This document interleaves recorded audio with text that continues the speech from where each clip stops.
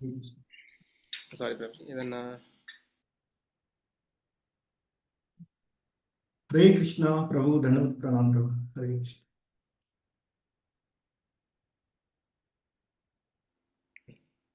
మీరు ఉంటారు నాతో పాటు. నేను ఉంటాను. హరే కృష్ణ ప్రభుజీ. హరే కృష్ణ ప్రభు.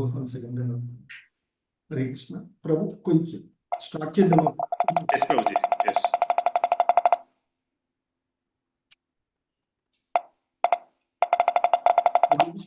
వాయిస్ ఇప్పుడు ఓకే ప్రభు. హరే కృష్ణ.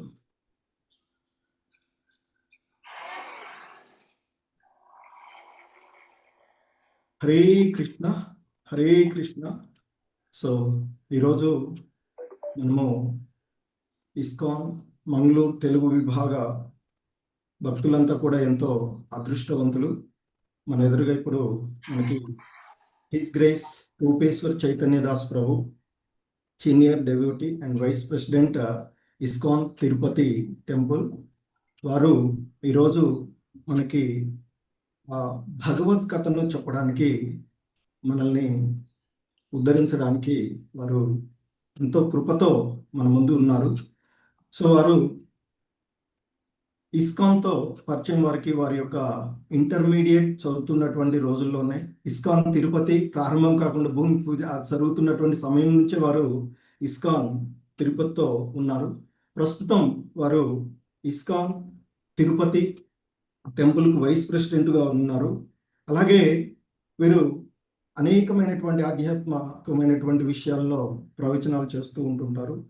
సో ప్రస్తుతం వీరు ఈ యొక్క ఆధ్వర్యంలో ముఖ్యంగా మనకి తెలుగు రాష్ట్రాల్లో ఉన్నటువంటి 4 టెంపుల్స్ వీరి యొక్క ఆధ్వర్యంలో నడపబోతున్నాయి.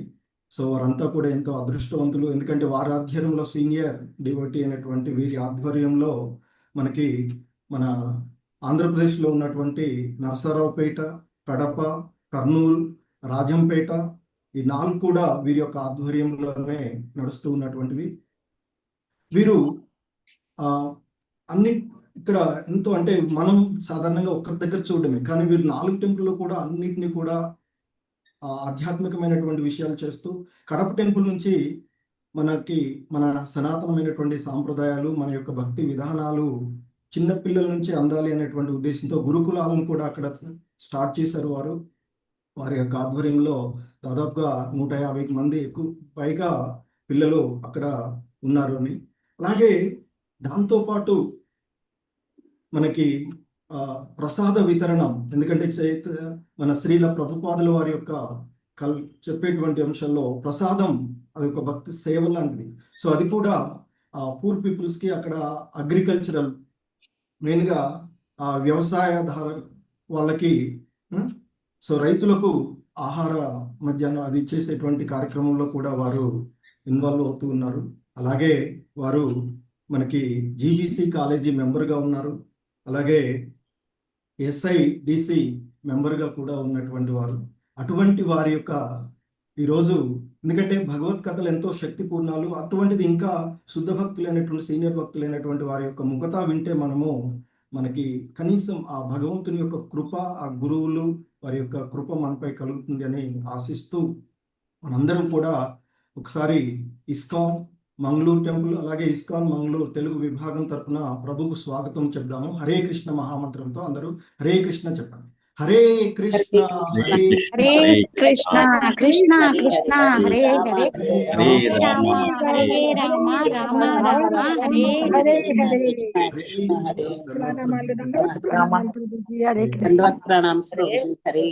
హరే కృష్ణ ప్రభు.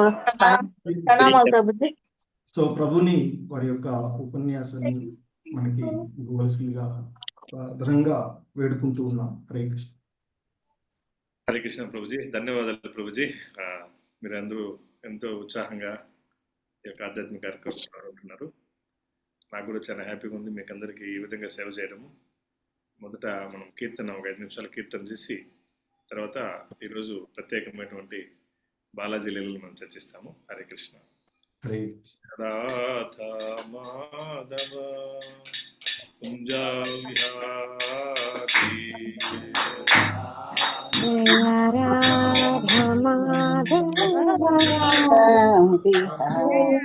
कुंज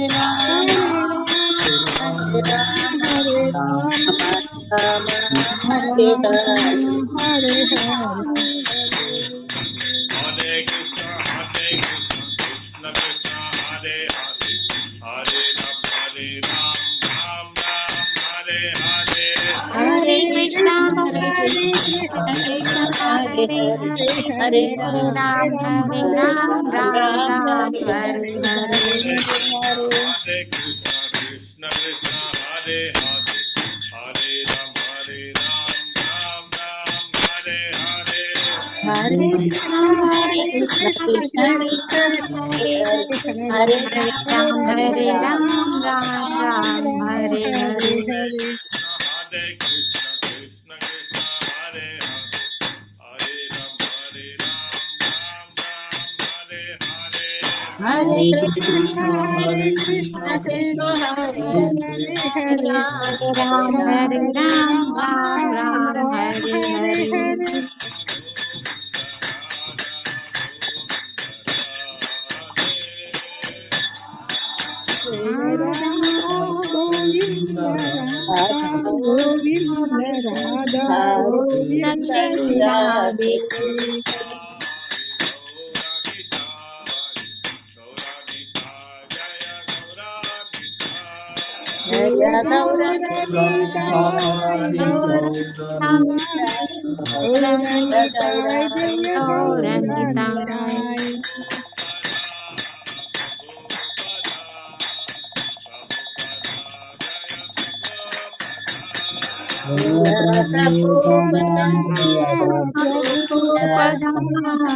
ప్రభుపదా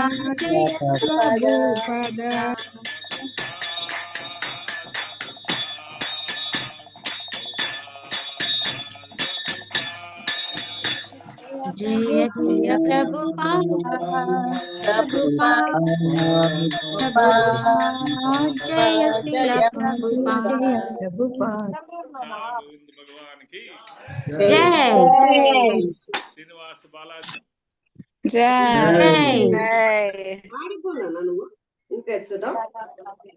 ఓం నమో భగవతే వాసుదేవాయ ఓం నమో భగవతే వాసుదేవాయ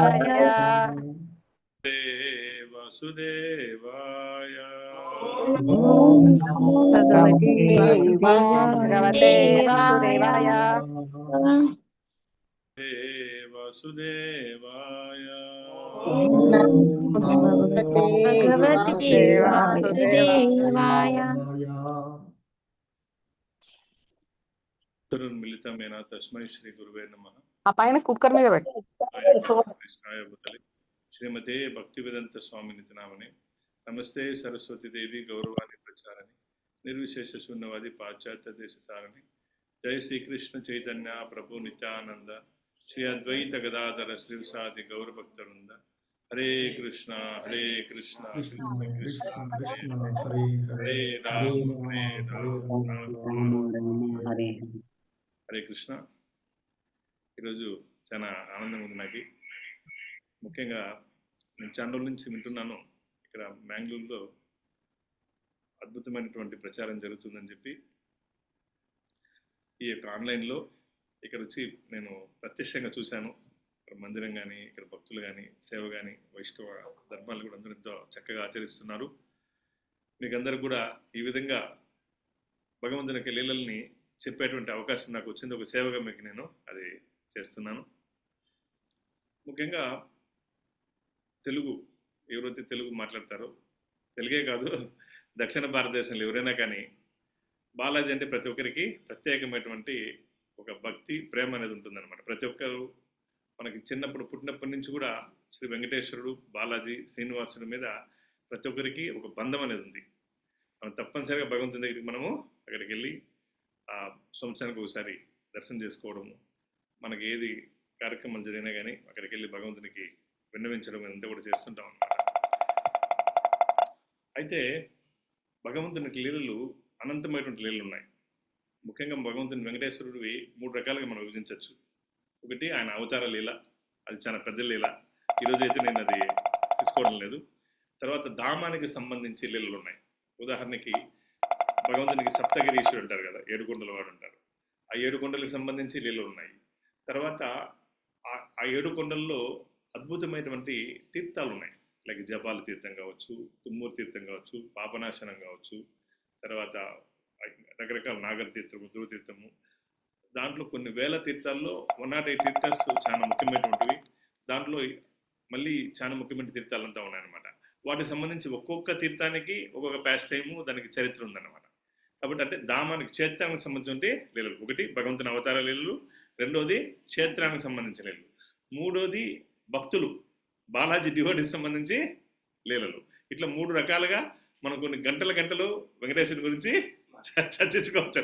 వాల్యూమ్స్ ఉన్నాయన్నమాట. వెంకటేశ్వర స్వామికి సంబంధించి ఒక అంత అద్భుతమైనటువంటి లీలలు ఉన్నాయి, అంత ప్రామాణికమైనటువంటి లీలలు అంతా. కానీ ఈరోజు నేను ముఖ్యంగా కొన్ని భక్తులకు సంబంధించి లీలలు ఈ మధ్యలో జరిగినటువంటివి, ఇంతకుముందు జరిగినటువంటివి, అవి నేను చర్చించాలనుకుంటున్నాను.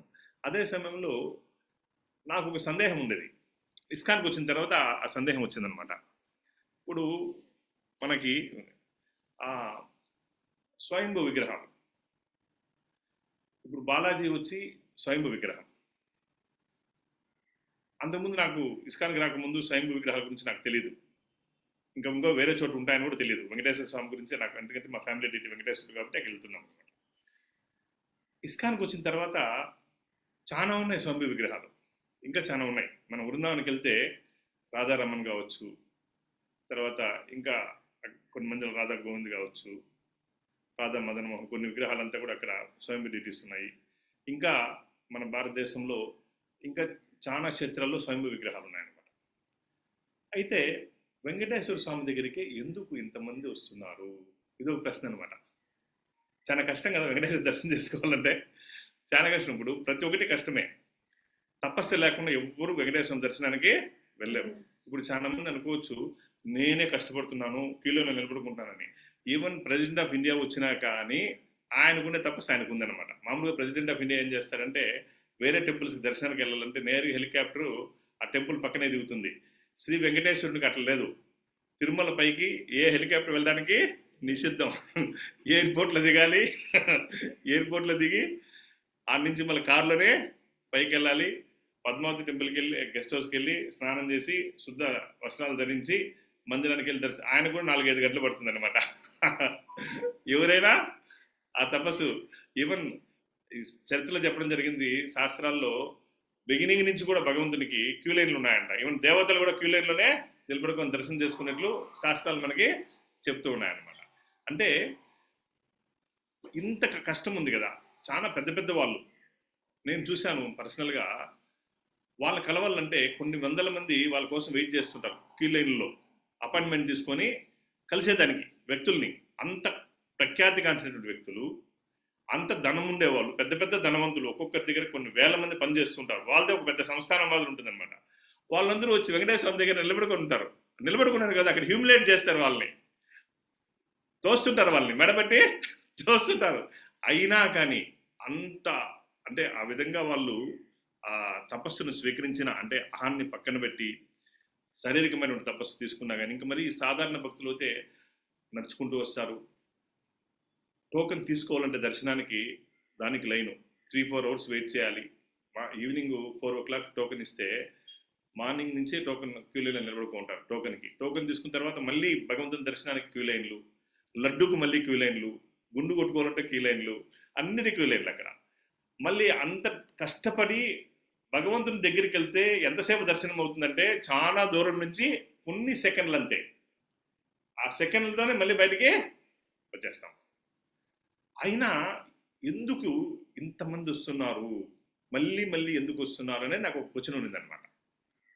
అంత కష్టపడినా, 1 సెకండ్ దర్శనమైనా మళ్ళీ మళ్ళీ వీళ్ళు ఎందుకు వస్తున్నారు, ఇంత లక్షల మంది ఎందుకు వస్తున్నారు అనే సందేహం నాకు ఉందన్నమాట. అయితే తర్వాత నేను కొంతమంది సాధువులు కలవడం వల్ల, తర్వాత శాస్త్రాలు చదవడం వల్ల నాకు ఆ డౌట్ క్లియర్ అయింది. మీకు ఈరోజు నేను చెప్పాలనుకుంటున్నాను అనమాట. ఎందుకు ఇంత తపస్సు తీసుకున్నా, ఇంత ఆహారం కూడా పక్కన పెట్టి వాళ్ళని శిక్షణ తీసుకున్న వాళ్ళు కాదు, పూర్తిగా భౌతికత ఉండేవాళ్ళు కూడా అక్కడికి వస్తే ఆధ్యాత్మిక గుణాన్ని ప్రదర్శిస్తున్నారు. వాళ్ళు ఎందుకు అట్లా చేస్తున్నారు అనేది నేను భగవంతుని యొక్క దయ వల్ల అది సాధువుల ద్వారా శాస్త్రాలు తెలుసుకున్నాను.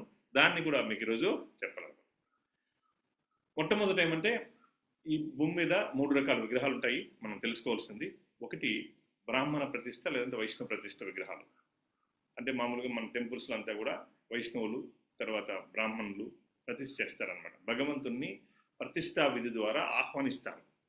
గోలోకం నుంచి భగవంతుడు ఇక్కడ మనకు మ్యాంగ్లూరుని తీసుకున్నట్లయితే ఇక్కడ రాధా గోవింద విగ్రహాల్ని ప్రతిష్ఠ చేశాం. ఇక్కడ గురువు, సాధువులు, వైష్ణవులంతా కూడా ఏం చేశారంటే ప్రతిష్టా విధి ద్వారా భగవంతుడిని ఆహ్వానించారన్నమాట. ఇక్కడ గోలోకం నుంచి ఇక్కడికి వచ్చి భగవంతుడు ఇక్కడ ఆయన అందరిని ఆశీర్వదిస్తూ ఉంటాడు.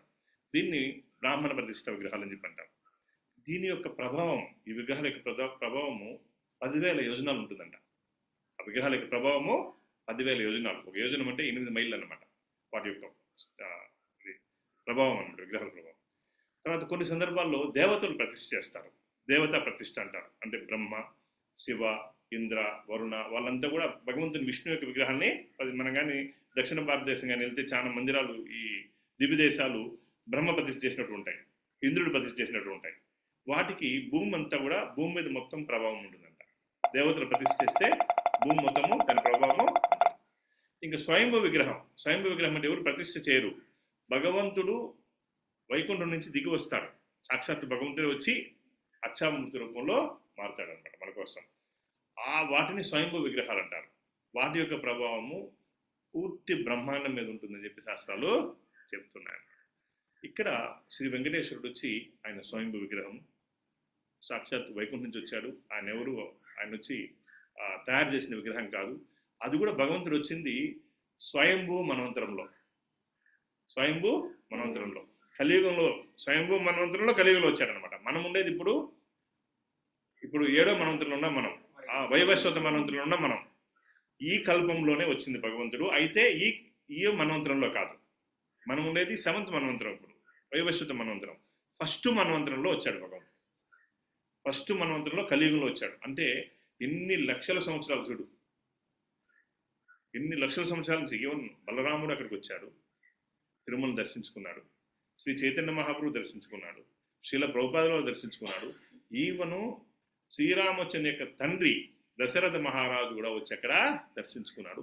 శ్రీరామచంద్రుడు కూడా వచ్చాడు అక్కడికి, రాముల వారు కూడా వచ్చారు. అక్కడ మనం కానీ జపాల తీర్థంకి వెళ్తే రాముల వారు స్నానం చేసిన ప్రదేశం ఉందన్నమాట, రామకుండం అని చెప్పంటారు. సీతాదేవి స్నానం చేసిన ప్రదేశం సీతాకుండం అని చెప్పంటారు. అట్లా అన్ని యుగాల్లో కూడా ఇక్కడ భగవంతుడిని ఆరాధించడము జరిగిందనమాట. చైతన్య మహాప్రభు కూడా వచ్చారంట. కాబట్టి భగవంతుడు పురాతనమైనటువంటి వాడు శ్రీనివాసుడు. ఆ క్షేత్రము వైకుంఠం, అది సాక్షాత్తు వైకుంఠం. వైకుంఠలాగా కాదు, అది వైకుంఠమే. అది వైకుంఠానికి దానికి ఎటువంటి డిఫరెన్స్ లేదనమాట. ఇక్కడ ఈ భూమి మీద పంచామృత విగ్రహాలు ఉన్నాయన్నమాట. అమృత విగ్రహాలు. మన గౌడీ సాంప్రదాయంలో సంబంధ, అభిధేయ, ప్రయోజన విగ్రహాలు ఉన్నాయి కదా. లైక్ రాధా గోవింద, రాధా మదనమోహను, రాధా గోపినాథ్. సంబంధ, అభిధేయ, ప్రయోజన విగ్రహాలు ఉన్నాయి. భావన ఉంటుంది, ఒక్కొక్క విగ్రహాలకి ఒక్కొక్క భావన అనేది ఉంటుంది. సంబంధ భావన, అభిధేయ భావన, ప్రయోజన భావన. అట్లా ఈ భూమి మీద అమృత విగ్రహాలు ఉన్నాయన్నమాట. ఎన్ని విగ్రహాలు? పంచామృతాలు అంటే 5 అమృతాలు. 5 అమృతాలు ఉన్నాయంట. 5 అమృతాల విగ్రహాలు. మనం ఏదైనా ఉత్సవం చేసినప్పుడు పంచామృతం అని చేస్తాం. పాలు, పెరుగు, నెయ్యి, అంత పంచదార, తేనె అంత వేసి అమృత నైవేద్యం చేస్తాం భగవంతునికి. అట్లా ఈ భూమి మీద పంచామృత విగ్రహాలు ఉన్నాయంట. భగవంతుల్లే పంచామృత విగ్రహాలు ఉన్నాయన్నమాట. ఆ పంచామృతాలు ఏదంటే నెంబర్ 1 గానామృత. ఒకటేమి గానామృత. అది ఎవరంటే రంగనాథ స్వామి. గానామృత. ఆ విగ్రహం ఏమి గానామృతం. ఆయనకు కానీ కీర్తనలు చేస్తే భగవంతుడు చాలా ఆనందాన్ని చెందుతాడనమాట. ఆయన భావన వచ్చి కీర్తన చేస్తే, అందుకే అక్కడ ఎక్కువ పాడుతూ ఉంటారు. రంగనాథ స్వామికి పాడుతూ ఉంటారనమాట. కొన్ని సందర్భాల్లో బాగా పాడితే ఆయన ఏదైనా ఇచ్చేస్తారంట భగవంతుడు. ఏదైనా కానీ ఇచ్చేస్తారనమాట. అట్లా చాలా మంది భక్తులు భగవంతుడిని సంతృప్తి పరిచి ఆయన దగ్గర నుంచి ఎన్నో రకాలటువంటి ప్రత్యుక్తి సంబంధించి ఆశీర్వాదాలంతా కూడా పొందారనమాట. ఆయన్ని గానామృత అని చెప్పంటారు. రెండోది వచ్చి దేవామృత. రెండో అమృతం వచ్చి, ఫస్ట్ అమృతం వచ్చి గానామృతం, రెండో అమృతం వచ్చి దేవామృతం. దేవామృతం వచ్చి వరదరాజస్వామి. ఎవరు? కాంచి వరదరాజస్వామి. దేవామృత అంటే ఆయన వచ్చిందే దేవతల యొక్క యజ్ఞంలో నుంచి భగవంతుడు ప్రకటమైనాడనమాట. బ్రహ్మదేవుడు యజ్ఞం చేశాడు.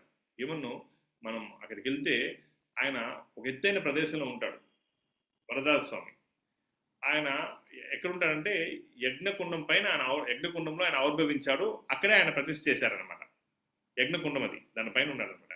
దేవతలు యజ్ఞం చేసినప్పుడు ఆ యజ్ఞంలో నుంచి, ఆ నిప్పుల్లో నుంచి భగవంతుడు ప్రకటమయ్యాడనమాట. బ్రహ్మదేవుడు యజ్ఞం చేసినప్పుడు ఆ అగ్ని జ్వాలల్లో నుంచి ప్రకటమయ్యాడు. అందుకనే ఆయన శరీరంలో మనం కానీ చూస్తే వరదరాజ స్వామి ముఖానికి ఆ కాలుండేటువంటి మరకలు ఉంటాయి. కాలితే ఎట్లుంటుంది అట్లా అగ్గిలో నుంచి వచ్చాడనమాట. చూస్తే దగ్గర నుంచి చూస్తే అవే మనకు కనిపిస్తాయన్నమాట. అందుకని దేవామృత. దేవతలకి అమృతాన్ని ఆయన ఇస్తాడు కాబట్టి ఆయన ఏమంటారు? దేవామృత. ఇంకా మూడోది వచ్చి గీతామృత. గీత భగవద్గీత కూడా ఒక అమృతం. అది వచ్చి పార్థసారథి. చెన్నైలో మీరు చూసింటారు, దివిదేశం. అది కూడా ఒక దివిదేశం. పార్థసారథి అంటే పార్థునికి సారథి. భగవద్గీత ఎవరికి చెప్పాడంటే అర్జునుడికి చెప్పాడు. కాబట్టి అక్కడ భగవంతుడు గీత అమృతంగా ఆయన ఇస్తాడనమాట. గీతామృతం ఇక్కడ ఆయన భావన వచ్చి గీతను. తర్వాత 4వది వచ్చి జ్ఞానామృత. జ్ఞానామృత పంచామృతాలు ఇంకొకటి వచ్చి జ్ఞానం. మేలుకోవటాన్ని వింటారు మీరు, చెలువు నారాయణ. అది యాక్చువల్లీ జ్ఞానానికి అక్కడ మూలం అన్నమాట. దత్తాత్రేయుడు కానీ ప్రహ్లాదుడు కానీ అందరూ కూడా అక్కడ జ్ఞానాన్ని, భక్తి యోగాన్ని అంతా కూడా నేర్చుకున్నారు. నారదుడు కూడా అక్కడ జ్ఞానాన్ని నేర్చుకున్నాడు. అక్కడ భగవంతుడి యొక్క భావన ఏమి జ్ఞానామృతం. ఆ యొక్క పంచామృతాల్లో అది ఒకటి వచ్చి జ్ఞానామృతం అన్నమాట. ఇప్పుడు ఎన్ని అమృతాలు అనేవి? 4 అయినాయి. ఏమేమిది?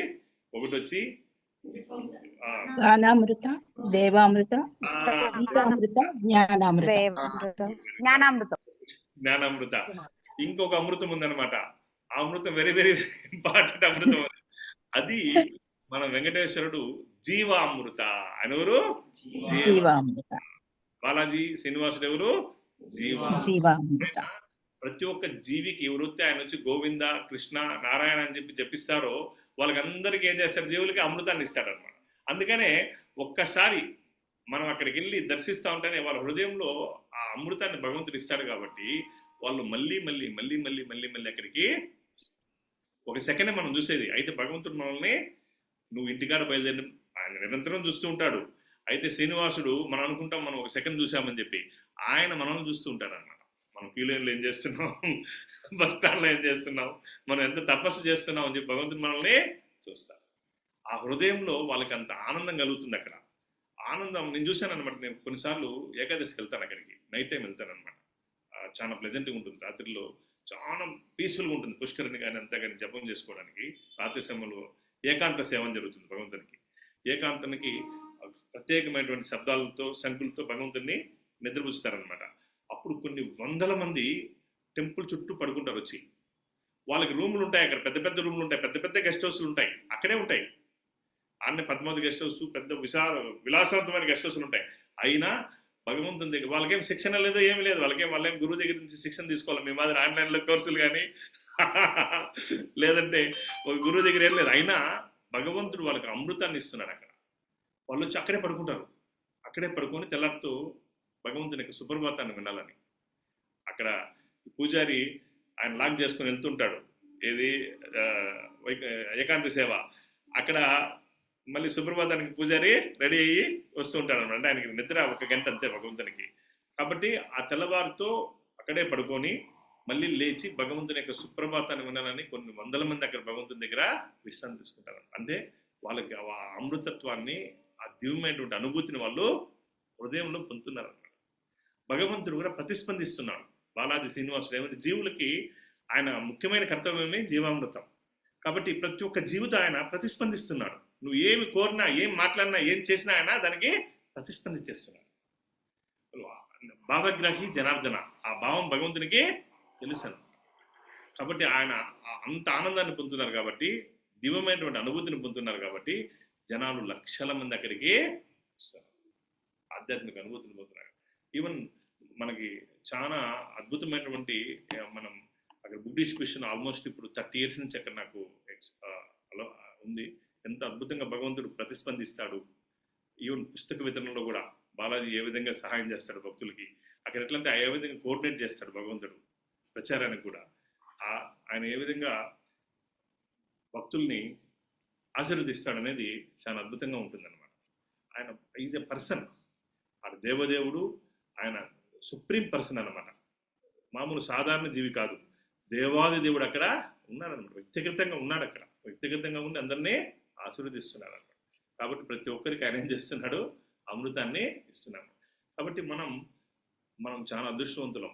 అటువంటి అద్భుతమైనటువంటి శ్రీమూర్తి అక్కడ ఉంది.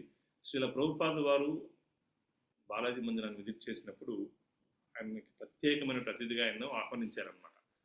ఆయన బాలాజీ ముందు నిలబడుకుంటానే ఆయన చెప్పేశారనమాట, ఈయన బాలకృష్ణుడు అని.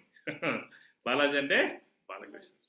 టీడీడీకి అప్పట్లోనే చెప్పాడనమాట, ఇస్కాను మన టీడీడీ కలిసి ఆధ్యాత్మిక కార్యక్రమాల్లో పాల్గొనాలని. ప్రభుపాద వారి యొక్క కోరిక మేరకే మనకు అక్కడ ల్యాండ్ బాలాజీ ల్యాండే. అది మనం ఏదైతే ఇస్కాన్ కట్టామో ఆ ల్యాండ్ ఎవరిది? అది బాలాజీది. బాలాజీ ల్యాండ్ మనకు అలాట్ చేశారు. మనం ఇక్కడ రాధా గోవింద అష్టశక్తి మందిరాన్ని మనం అక్కడ నిర్మించాము. రోజు ఇప్పుడు మనకు అక్కడ 10,000 మంది భక్తులు అక్కడికి విజిట్ చేస్తున్నారు అన్నమాట. ఈవెన్ సండేస్ అయితే 15,000 మంది పైన వస్తారు ఆదివార సమయంలో కూడా. ఈ విధంగా భగవంతుడు శ్రీనివాసుడు గోవిందుడు ఆయన ఈ యొక్క జీవామృతాన్ని జీవులకు అందరికీ కూడా అమృతాన్ని ఆయన ప్రసాదిస్తున్నాడు. నిజమైన అమృతం వచ్చి కలియుగంలో నామ సంకీర్తన. ఇప్పుడు మీకు ఇంతకుముందు చెప్పాను కదా, నేను ఇప్పుడు పంచామృత విగ్రహాల గురించి మీకు చెప్పాను. ఒక్కొక్క విగ్రహానికి ఒక్కొక్క భావన ఉంది. ఈ పంచామృత విగ్రహాన్ని కలిపితే వచ్చేదే గౌరంగ మహాప్రభు. గౌరంగ మహాప్రభులో అన్ని పంచామృతాలు అక్కడ ఉన్నాయన్నమాట. మనం ఎంత అదృష్టవంతులు ఊహించుకోండి. ఇంకా ఎవరైతే శ్రీ చైతన్య మహాప్రభుకి కనెక్ట్ అవుతారో వాళ్ళకి చైతన్య మహాప్రభు అన్ని అమృతాలు ఆయనలో ఉన్నాయి. నేను ఏదైతే మీకు చెప్పానో అవన్నీ చైతన్య మహాప్రభులో పంచామృత విగ్రహాల యొక్క మిళితమే రాధాకృష్ణుల మిళితము, పంచామృత విగ్రహాల మిళితము శ్రీ చైతన్య మహాప్రభు. ఆయనలో గానము ఉంది. దేవతలు మీకు తెలుసు కదా, ఈవెను జగన్మద లేనప్పుడు బ్రహ్మ, శివ, ఇంద్ర అందరూ దేవతలు కూడా ఎంతో అద్భుతంగా వాళ్ళ యొక్క స్థాయిలంతా పక్కన పెట్టి నామ సంకీర్తనలో పాల్గొన్నారనమాట. అది ఒకరోజు మీకు ఎప్పుడు అవకాశం ఉన్నప్పుడు చెప్తాను నేను. అది ఏ విధంగా నామ సంకీర్తన మనం ఎట్లా హరినామ సంకీర్తన చేస్తాము, నగర సంకీర్తన, అట్లా సర్వ దేవతలు కూడా చైతన్య మహాప్రభు హరినామ సంకీర్తనలో చాలా సందర్భంలో పాల్గొన్నారనమాట. ఆ విధంగా చైతన్య మహాప్రభు దేవతలకి జీవులకి జ్ఞానాన్ని, అద్భుతమైనటువంటి భక్తి జ్ఞానాన్ని, జ్ఞానంలో కూడా రకరకాల శాస్త్రాలు ఉన్నాయి. అర్థశాస్త్రాలు ఉన్నాయి, జ్ఞాన శాస్త్రాలు ఉన్నాయి, ధర్మశాస్త్రాలు ఉన్నాయి, భక్తి శాస్త్రాలు. అన్నిటికంటే సర్వోత్కృష్టమైన శాస్త్రాలనే భక్తి శాస్త్రాలు. ఆ భక్తి శాస్త్రాలు చైతన్య మహాప్రభు మనకి ఇచ్చారన్నమాట. భక్తి రసామృతం ఏదైతే ఉందో ప్రభుపాద రచించింది అది వేదాలకు వేద గుహ్యం. అది వేద గుహ్యం. ఎందుకంటే రూపగోస్వామి తప్పితే ఇంకెవ్వరూ దాన్ని రచించలేరు. ప్రభుపాద వారు రూపగోస్వామి తప్పితే దాన్ని ఎవరు రచించలేరు అన్నమాట. కాబట్టి మనం చాలా అదృష్టవంతులం. శ్రీ చైతన్య మహాప్రభు పరంపరలో ఈ ఇస్కాన్లో ఈ హరినామాన్ని జపించడం, ఈ భక్తియుక్తి సేవను ఆచరించడం, ఈ అధికారం ఏదైతే జపం చేసేటువంటి అధికారం కావచ్చు, శాస్త్రాలని పఠించేటువంటి అధికారం కావచ్చు, విగ్రహారాధన చేసిన అధికారం కావచ్చు, అది చైతన్య మహాప్రభు మనకి ఇచ్చారన్నమాట. చైతన్య మహాప్రభు రాకముందు అందరికీ అధికారం అనేది లేదు. ఓన్లీ కొన్ని వంశాల్లో జన్మ తీసుకుంటేనే అధికారం అనేది ఉందన్నమాట. బట్ చైతన్య మహాప్రభు వచ్చిన తర్వాత అధికారం అనేది అందరికీ చైతన్య మహాప్రభు ఇచ్చారన్నమాట. కాబట్టి మనం దాన్ని చాలా జాగ్రత్తగా పట్టుకోవాలి. అదృష్టవంతులం మనం. కలియుగంలో జన్మ తీసుకోవడం అదృష్టం. చైతన్య మహాప్రభు జన్మించిన కలియుగంలో ఈ కృష్ణ చైతన్యాన్ని పొందడం కూడా అదృష్టం. ఈ విధంగా వెంకటేశ్వరుడు బాలాజీ ఆయన ఈ యొక్క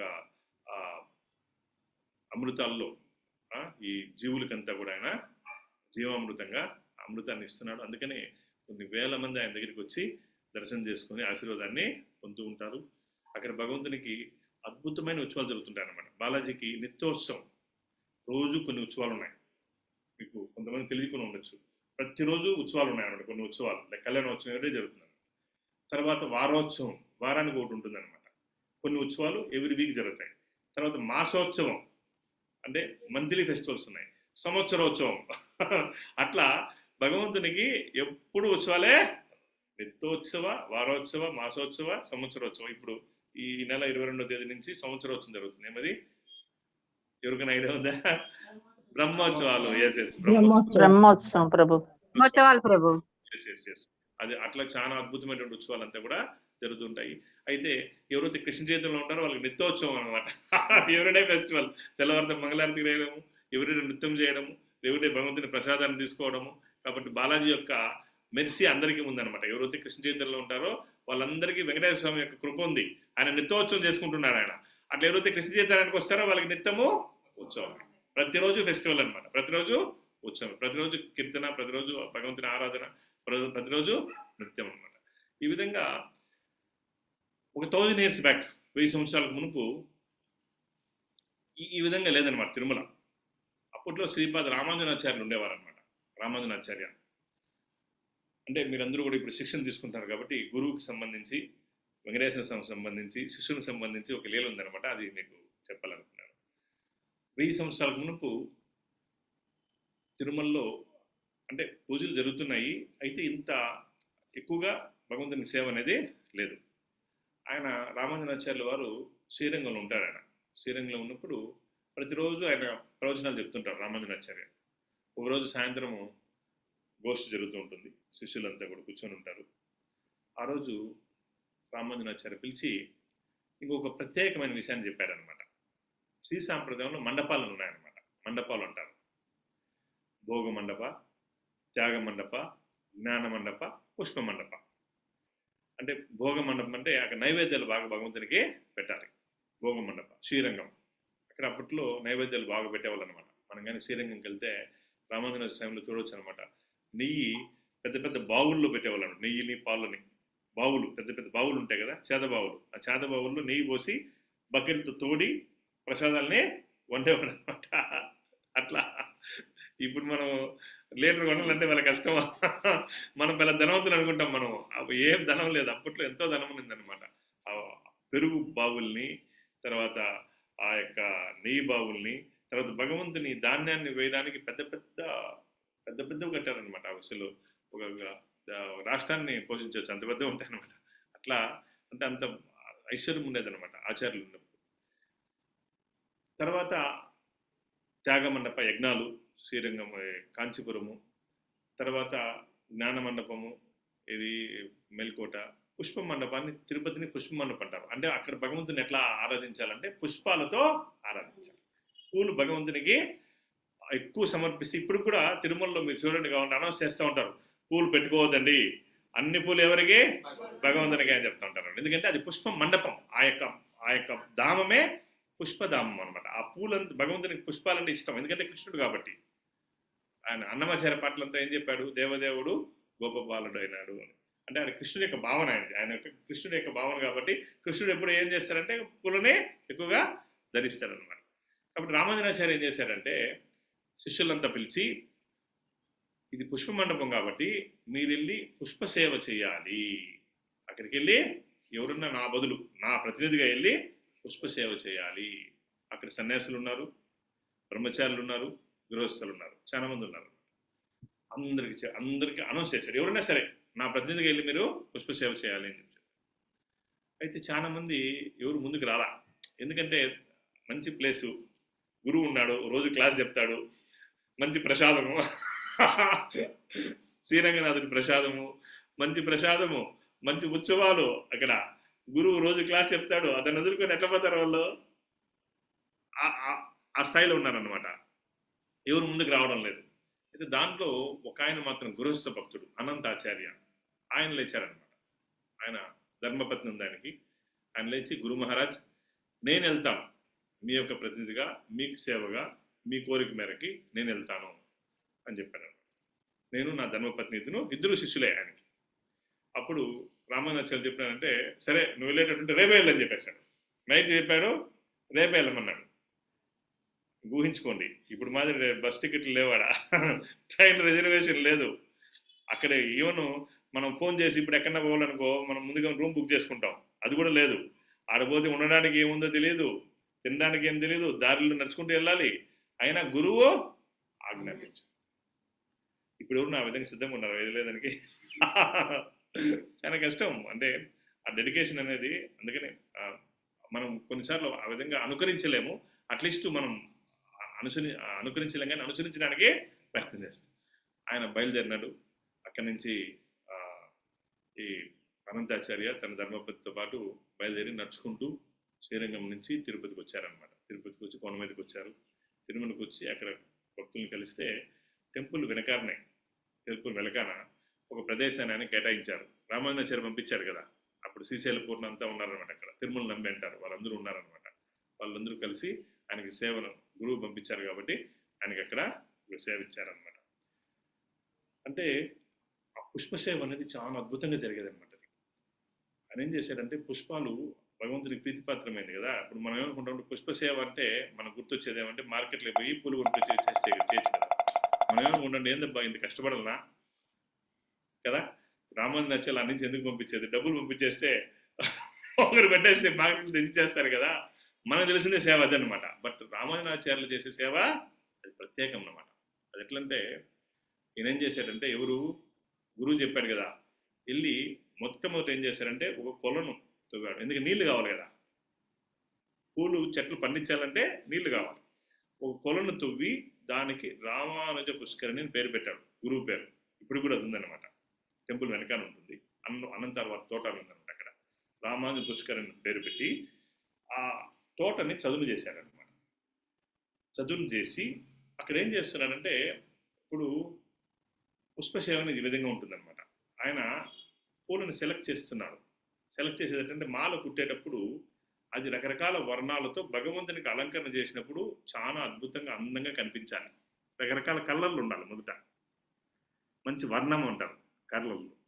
అంటే భగవంతునికి కుట్టినప్పుడు ఎరుపు, తెలుపు, పసుపు అట్లా రకరకాల వర్ణంతో భగవంతునికి వేసినప్పుడు అది అందంగా బాగా కనిపించాలి ఒకటి. రెండోది, భగవంతుని శరీరానికి కూడా అది ఎట్లా తాకినప్పుడు కొన్ని పూలు ఎట్లంటే కలర్ ఉండదు, లేదంటే వేసినప్పుడు ముళ్ళు మాదిరి గుచ్చుకుంటుంటాయి. అట్లా కాకుండా భగవంతునికి స్పర్శ కూడా ఎట్లా ఉండాలి, బాగా ప్లెజెంట్గా ఉండాలన్నమాట. అంటే తగిలినప్పుడు అది సున్నితంగా ఉండాలి. పుష్పం అనేది కుసుమం కదా, అది గుచ్చుకోకూడదు. కొన్ని పూలు గుచ్చుకుంటాయి అన్నమాట. కాబట్టి ఆయన సెలెక్ట్ చేసేవాడు, వర్ణం సెలెక్ట్ చేసేవాడు. అది వేసినప్పుడు భగవంతునికి ఆ ఫీలింగ్ కూడా ఎట్లా ఉండాలంటే, తగిలినప్పుడు అది ఎంతో బాగా ఆయనకు ఆస్వాదన ఇవ్వాలి శరీరానికి తగిలినప్పుడు భగవంతునికి. తర్వాత అది కుట్టేది కూడా మనం ఏం చేస్తాం, ముళ్ళు తీసి కుడతాం. అట్లా కుడితే పువ్వు అది చనిపోతుందంట. అది వాళ్ళు ఆ విధంగా కుట్టరు ఇప్పటికి కూడా. ఈ అరటి బెరడు ఉంటుంది కదా, దానితో కడతారనమాట. మామూలు నూలు కూడా కాదు, అరటి బెరడు తీసుకొని నూలుగా తయారు చేసి పువ్వుని కడతారు. కడితే అది కూడా ఏమి, తెల్లవారుతో లేచి బ్రహ్మముహూర్తం ముందు, రాత్రి కట్టి ఫ్రిడ్జ్లో పెట్టరు, అప్పటికప్పుడే లేచి బ్రహ్మముహూర్తంలో లేచి పూలంతా కూడా తీసి వాటిని మాలగా కట్టి భగవంతునికి తోమల సేవ జరుగుతుంది. ఎన్ని గంటలు జరుగుతుంది? తెల్లవారుతో 4-5 గంటలకు ఆ ప్రాంతంలో జరుగుతుంది అనమాట. బిఫోర్ సన్ రైజ్, సూర్యోదయానికి ముందుపే తోమల సేవ జరుగుతుంది. తోమలాలు అంటే పుష్పాలు. అప్పుడు భగవంతునికి అలంకరిస్తారు. సూర్యోదయానికి ముందు భగవంతునికి అలంకరిస్తారు. ఎప్పుడైతే సూర్యోదయం అవుతుందో అప్పుడు భగవంతుని మెల్లోనే ఈ పుష్పాలంతా కూడా సూర్యోదయం అయినప్పుడు వికసిస్తాయన్నమాట. అప్పుడు భగవంతునికి ఏమవుతుంది, అద్భుతమైనటువంటి ఆస్వాదన వస్తుంది అనమాట. అది పుష్పసేవ అనమాట. ఇప్పుడు అర్థమైంది. అంటే వర్ణాన్ని సెలెక్ట్ చేస్తారు, తర్వాత ఆ భగవంతుని ఫీలింగ్ అనేది ఎంత అద్భుతం, అది ప్లస్ వాసన కూడా. అవి మొగ్గలుగా ఉంటాయి, భగవంతుని మెల్ల వేస్తారు. సూర్యోదయం అయినప్పుడు ఏమవుతుంది, అప్పుడు ఈ రకరకాల తుమ్మెదలు అంతా కూడా వచ్చి భగవంతుని ఇంకా అద్భుతంగా ఎంతో అందంగా మలుస్తాను. ఇటువంటి సేవ చేస్తున్నాడు ఎవరు, అనంతాచార్య. Pure devotional service.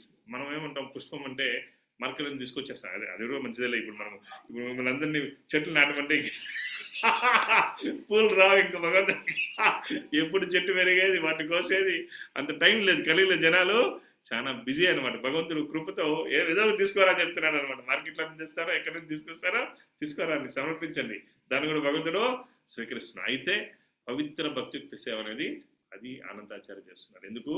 గురువు చెప్పాడు. గురు మహారాజు పూల కోసమైంది. గురు మహారాజు డబ్బులు ఇచ్చేస్తాను, అక్కడికి కావాలంటే రోజుకి నువ్వు ఇక్కడ ఉండొచ్చు, నేను ఇక్కడ ఉండొచ్చు అని చెప్పలేదు. ఆయన వచ్చారనమాట. ఇక్కడ వచ్చి వెరీ డెడికేటెడ్గా సేవ చేస్తున్నారు అనమాట. ఎవరు?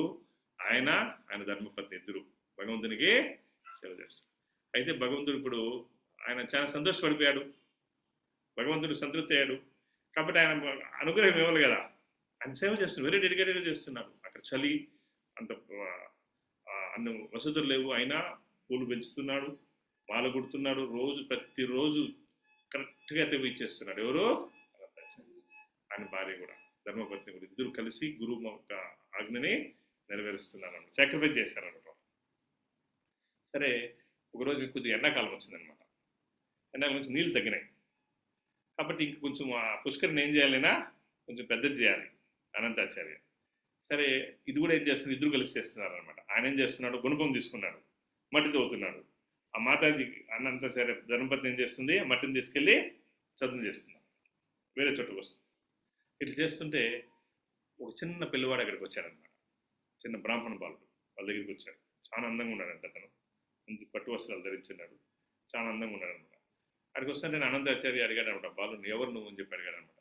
నేను వేరే ఊరి నుంచి వచ్చాము మా బంధువులతో పాటు, గుళ్ళో నేను తప్పాను, ఇక్కడంతా అరణ్యం, అప్పుడు వెనకాలంతా అరణ్యం అనమాట, కొద్ది గుడి తప్పితే మీదంతా అరణ్యం, జంతువులు ఉంటాయి, భయంగా ఉంది నాకు, మీరు ఉన్నారు ఇక్కడ, అందుకని మీ దగ్గరికి వచ్చానని చెప్పాను పిల్లవాడు.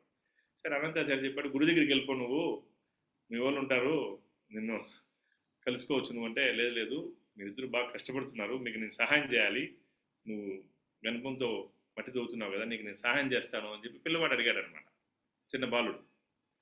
అనంతాచార్య చెప్పాడు, చూడైనా నీకు పిల్లవాడు నీకు తెలియదు, ఈ సేవ ఇది నాకు ఇచ్చినటువంటి సేవ, నా గురువు ఇచ్చిన సేవ, ఇది నా ప్రాణంతో సమానం, నా సేవను అడగద్దు, ఇది నేను ఇవ్వను, ఇది నాకు లైఫ్ అని చూడు ఆయన ఎంత డెడికేటెడ్గా చేస్తున్నాడు.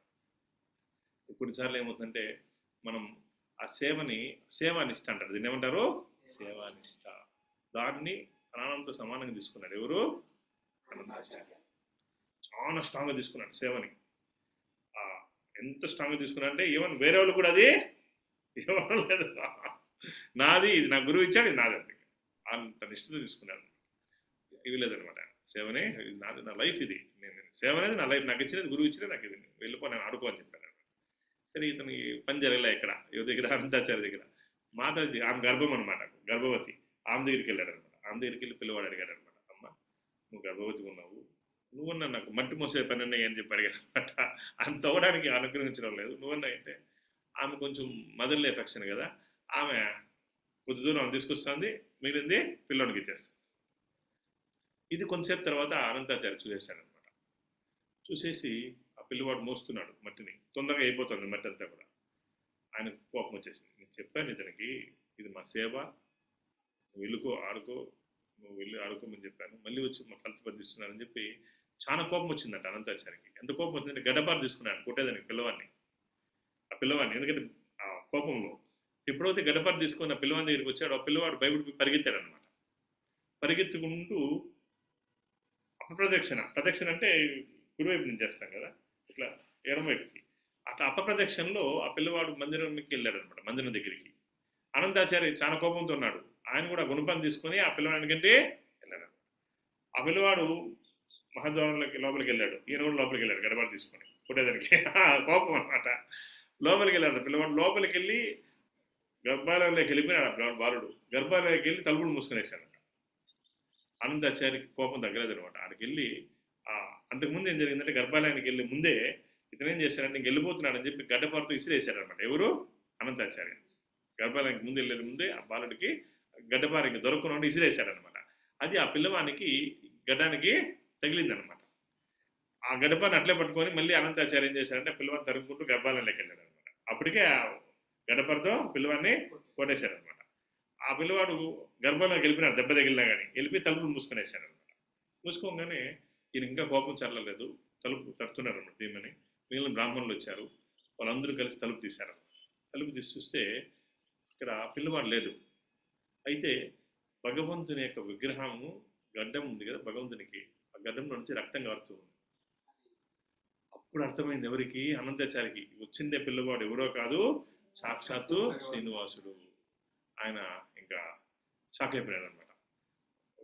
ఏడుస్తున్నాడు ఆయన. ఏడుస్తూ సాష్టాంగ దండప్రాణం పెట్టాడు. ఎవరికి, శ్రీనివాసుడికి. నేను చాలా తప్పు చేశాను, నేను గుర్తించలేకపోయాను, నీకే నేను దెబ్బతెలకు చేశానని చెప్పి భగవంతుడిని ప్రార్థిస్తున్నాడు. ఇంకా ఆ పరిస్థితి చాలా ఇబ్బందికరంగా ఉందనమాట ఆయనకి, చాలా హృదయానికి చాలా బాధ కలిగించే విధంగా ఉందనమాట.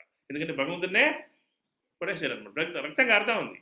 ఇంకా పూజారులంతా వెళ్ళి లోపలికి వెళ్ళి రకరకాల ప్రయత్నం చేశారు రక్తం ఆపేదానికి, అది కారుతానే ఉందంట. చివరగా అనంతాచార్య లోపలికి వెళ్ళి భగవంతుని ప్రార్థించి కర్పూరం ఉంటుంది కదా, కర్పూరము కొన్ని మూలికల్ని కలిపి భగవంతునికి ఇక్కడ పెట్టాడు అనమాట. అప్పుడు ఆ రక్తము ఆగిపోయింది. ఈ రోజుకి కూడా మీరు చూడండి, వెంకటేశ్వరుడికి ఇక్కడ కర్పూరం పెడతారు గడ్డం. నాకు ఒకసారి ఆ బ్రాహ్మణుడు తెచ్చిచ్చారనమాట. అది వారానికి ఒకసారి తీస్తారనమాట అభిషేకం అప్పుడు. ఇది తీసి అది అట్లే ఉంటుంది, గడ్డం షేప్లోనే ఉంటుంది. అది అట్లే సేమ్ భగవంతుని పెట్టింది అది అట్లే ఉంటుంది అనమాట. ఈ రోజుకి కూడా అనంతాచార్య గుర్తుగా అది పెడతారనమాట. కర్పూరాన్ని పెడతారు. అని కొట్టారు కదా ఆ ప్రదేశంలో, అది ఒక ఔషధం. ఔషధం కూడా భగవంతునికి అలంకరణ అయిపోయింది అనమాట. అదేమైంది, అలంకరణ. మనకు కట్టుకున్నాం అనుకో, ఏదన్నా అది ట్రీట్మెంట్. బట్ భగవంతునికి ఔషధం కూడా ఏమైంది? అలంకరణ. అనంతాచార్య ఔషధాన్ని పెట్టాడు ఇక్కడ, అదేమైపోయింది? అలంకరణ. అనంతాచార్య గుర్తుగా అది ఉంది.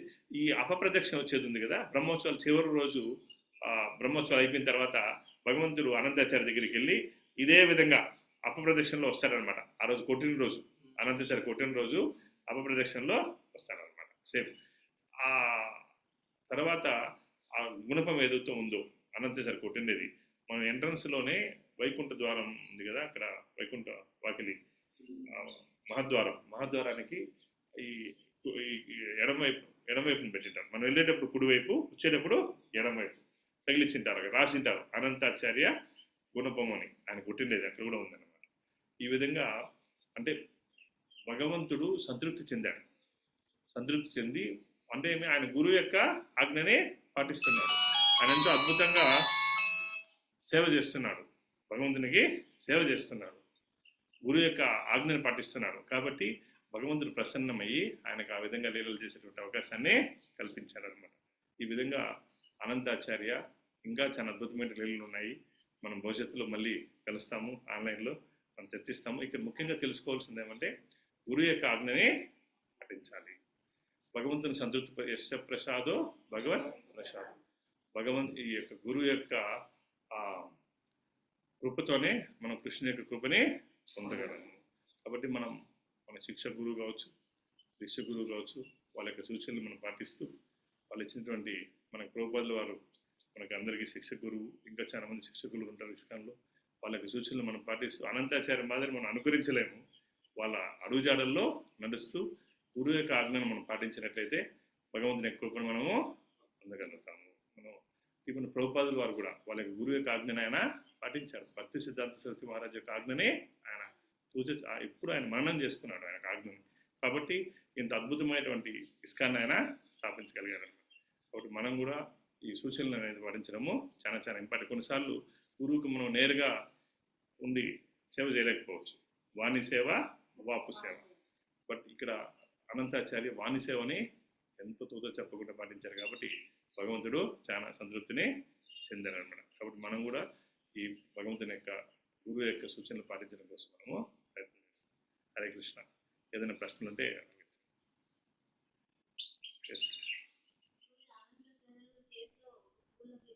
అవును. అనంతాచార్యులు ఒక బుట్ట ఉంటుంది ఆయన చేతిలో, అది పట్టుకొని ఉంటారు. ఆయన పరంపర ఇప్పుడు కూడా ఉన్నారు. ఆ పుష్పసేవ ఇప్పుడు కూడా వాళ్ళు చేస్తున్నారు. అనంతాచార్య ఎప్పుడు మీరు తిరుమలకి వెళ్ళినప్పుడు టెంపుల్ వెనక వైపు అనంతాచార్య తోట అంటే చెప్తారనమాట. అక్కడ ఆయన ఏదైతే రామానుజాచార్య పేరుతో పుష్కరిణి తవ్వాడో ఆ పుష్కరిణి ఉంది, ఆ తోట కూడా ఇప్పటికే ఉంది. ఆయన వంశస్థులు ఇప్పుడు అక్కడ ఉన్నారనమాట, ఇప్పుడు సేవ చేస్తున్నారు. ఆయన మనములు ఇప్పుడు సేవ చేస్తున్నారు. ఆయన పేరు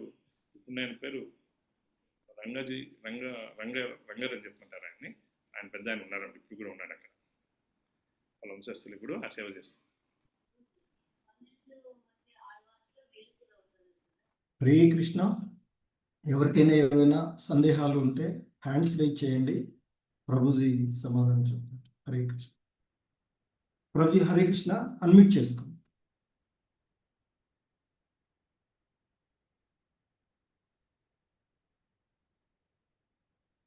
హరే కృష్ణ ప్రభుజీ, అన్మ్యూట్ చేసుకోండి ప్రభు. సార్ ప్రభు మీట్లోకి వెళ్ళారు. హరే కృష్ణ. హరే కృష్ణ. శ్రీనివాస సేవికా మాతాజీ హరే కృష్ణ, అడగండి మా ప్రభు. హరే కృష్ణ ప్రభుజీ. హరే కృష్ణ ప్రభుజీ. స్వామి గురించి చాలా చక్కగా చెప్పారు ప్రభుజీ. చాలా బాగా తెలియని విషయాలు కూడా బాగా తెలుసుకునేలాగా చెప్పారు ప్రభుజీ. వెంకటేశ్వర స్వామి గురించి నేను కూడా ఆయనని ఆరాధిస్తాను ప్రభుజీ, స్వామిని. ఆయన రాక వల్ల నా జీవితంలో చాలా మంచి జరిగింది. మా కుటుంబ పరిస్థితి బాగాలేనప్పుడు కూడా స్వామి అనుగ్రహం వల్ల మా పరిస్థితి చక్కబడి ఇప్పుడు మేము కొంచెం బాగా ఉండగలిగామంటే అది స్వామి వారి అనుగ్రహం వల్లే స్వామి. శ్రీనివాసుని అనుగ్రహం వల్ల మీరు ఇప్పుడు కృష్ణ చైతన్యానికి కూడా వచ్చారు మధ్య.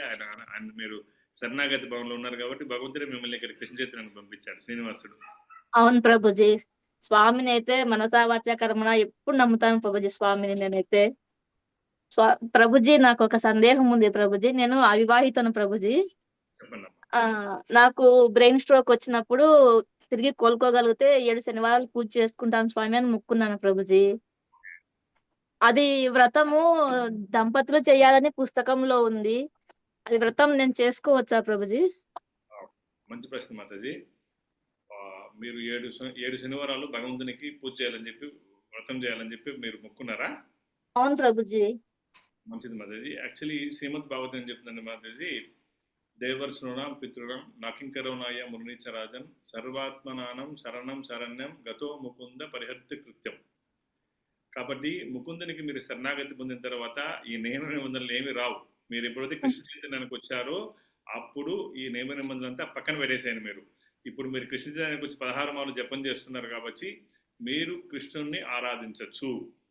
మీరు ఆ శనివారాల్లో మీరు మామూలుగా అయితే మీరు ఏం చేస్తారంటే బయట వాళ్ళు శనివారాల్లో కొద్దిగా నైవేద్యాలు తయారు చేసి ఉపవాసం ఉండి భగవంతునికి నైవేద్యం పెడతారు. అదే కదా శనివారాల్లో అంటే?